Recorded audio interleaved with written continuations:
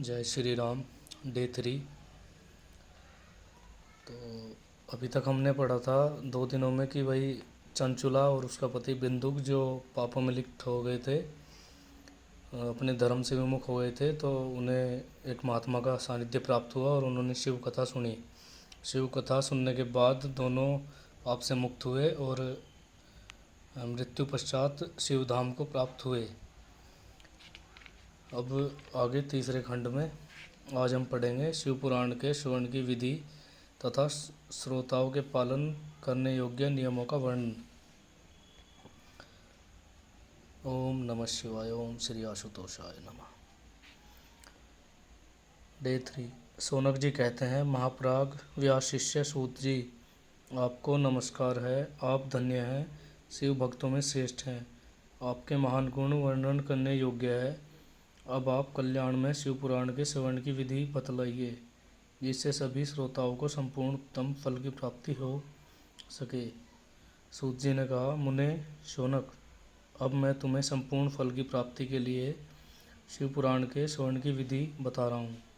पहले किसी ज्योतिषी को बुलाकर दान मान से संतुष्ट करके अपने सहयोगी लोगों के साथ बैठकर बिना किसी विघ्न बाधा के कथा की समाप्ति होने के उद्देश्य से शुद्ध मुहूर्त का अनुसंधान कराएं और प्रयत्न पूर्वक देश देश में स्थान स्थान पर यह संदेश भेजें कि हमारे यहाँ शिव पुराण की कथा होने वाली है। अपने कल्याण की इच्छा रखने वाले लोगों को उसे सुनने के लिए अवश्य पधारना चाहिए। कुछ लोग भगवान श्री हरि की कथा से बहुत दूर पड़ गए हैं। कितने ही स्त्री शूद्र आदि भगवान शंकर के कथा कीर्तन से वंचित रहते हैं। उन सबको भी सूचना हो जाए, ऐसा प्रबंध करना चाहिए। देश देश में जो भगवान शिव के भक्त हैं तथा शिव कथा के कीर्तन और श्रवण के लिए उत्सुक हैं, उन सबको आदर पूर्वक बुलवाना चाहिए और आए हुए लोगों का सब प्रकार से आदर सत्कार करना चाहिए। शिव मंदिर में, तीर्थ में, वन प्रांत में अथवा घर में शिव पुराण की कथा सुनने के लिए उत्तम स्थान का निर्माण करना चाहिए। आगे देखते हैं। बहुत ही अच्छी तस्वीर है माता पार्वती और भगवान शिव की।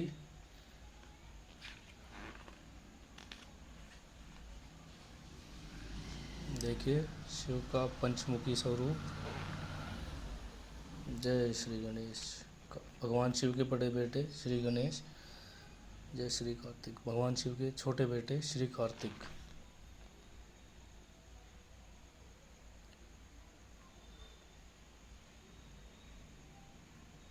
और भगवान शिव की दोनों पुत्रियां। हमने पढ़ा